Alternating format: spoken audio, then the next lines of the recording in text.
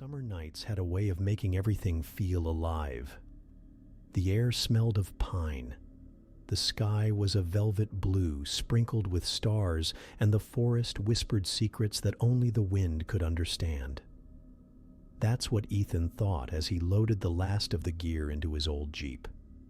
It was supposed to be a weekend like any other, a simple camping trip with friends.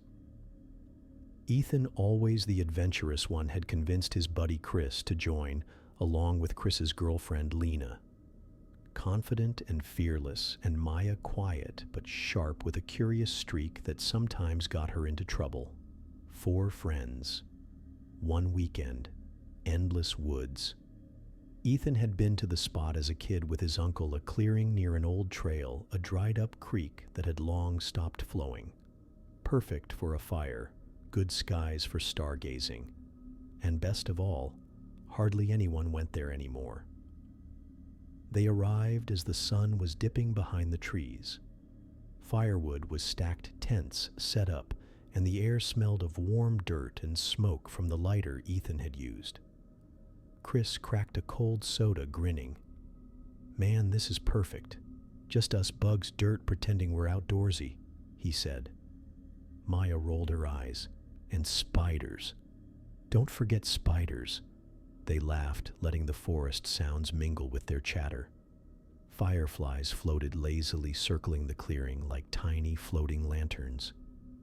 The night smelled of warm dirt and pine. For a while, everything felt magical, the kind of summer night you wished could stretch forever. But slowly, as twilight gave way to darkness, the forest started to feel heavier. First came the silence. Not just quiet, unnatural quiet. The crickets stopped. The breeze ceased. Even the distant creek's murmur seemed to vanish. It pressed down like the world had taken a deep breath and was holding it. "Do you guys hear that?" Maya whispered, barely audible. "Probably nothing," Ethan said, forcing a laugh. But his voice didn't reach the comfort it usually did. Minutes passed. The fire crackled, orange light flickering across their faces. Shadows danced in the trees. They told jokes, tried to laugh, but the unease had already begun to creep into their bones. Then came the scream. High-pitched, raw, desperate. Somewhere deep in the woods, it sounded like a woman. The tone made no sense, stretching unnaturally, then cutting off abruptly, leaving an echo that lingered just a fraction too long. Chris scoffed, trying to act calm. Probably a fox or a coyote. Nothing weird. Lena shook her head slowly. "No, that's not an animal." "Listen." It came again a few minutes later, louder, closer. And now there was something beneath it, laughter. Faint, cruel, like it was enjoying itself. Ethan swallowed hard. His stomach twisted. "We should maybe check it out," he suggested. "Number. Fire's good. That's all that matters," Lena said firmly. But even as she spoke, the fire seemed smaller shadows stretching farther into the darkness than they should have. By 2 a.m, sleep had fled entirely. Ethan stirred first. Something was moving outside the tent. Footsteps, crunching carefully on the forest floor, circling their camp. He froze. The footsteps came again, slower this time, deliberate, methodical. He tried to wake the others quietly. Then the scream hit again, right outside, too close. Maya whimpered. Chris fumbled with the tent zipper. Lena's flashlight beam trembled as she swept it over the trees. Nothing, until it caught the ground. Fresh footprints, bare, human. Starting small, just a few. But as they watched, more appeared, forming erratic loops around the camp, almost like someone was pacing or stalking. Ethan's pulse raced. "We have to leave, now." They stuffed their gear, doused the fire, and took off down the narrow trail. The forest seemed alive, branches scratching at their arms and legs, each step accompanied by more screams, more laughter. The air was thick, humid, every inhalation tasting like smoke and dirt. The screams moved with them, sometimes ahead, sometimes behind. The sound had a warped quality, bouncing around trees, making it impossible to tell where it was coming from. Then Lena froze. "There," she gasped. Her flashlight illuminated a figure standing perfectly still between two trees. Tall, impossibly thin, skin pale, almost luminescent in the faint light. Its head tilted unnaturally.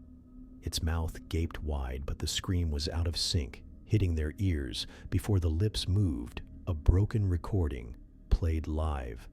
The friends screamed themselves this time, not from fear of the figure alone, but from the impossibility of it. They bolted again, branches whipping across their bodies, hearts pounding so hard it felt like the forest itself could hear it. Minutes passed. Or was it hours? Time felt distorted. The screams never stopped, layering over one another, each one more warped than the last. Shadows moved in the corners of their vision, sometimes darting between the trees, sometimes just lingering at the edge. Ethan stumbled on a root, nearly falling. Chris grabbed him, pulling him to his feet. Maya tripped Lena, yanking her up. Every movement felt dangerous. Every shadow could be the figure or something worse. Finally, they broke through the tree line. Gray light of dawn filtered through the sky. The paved road stretched ahead, empty, quiet. The screams ceased abruptly, leaving an almost heavier silence in their wake. They collapsed on the side of the road, shaking, gasping, silent. Words failed them. They drove straight back to town without stopping, leaving their gear behind. Later that week, Ethan went back to the ranger station, determined to ask about the woods. He described what they'd seen, what they'd heard. The ranger went silent for a moment, then leaned back and said quietly, "People have been reporting screams out there for decades. Some say it's the spirits of those who disappeared near the creek. Some say it's something else. I don't know what you saw, but if you value your sleep, don't ever camp there again." The friends never returned. But even now, years later, all four admit the same thing. Sometimes in the dead of night, when the wind shifts just right, when the forest goes quiet, they hear it again. That scream, the laughter. And whatever it is, it's waiting just beyond the edge of the trees, patient, hungry, eternal.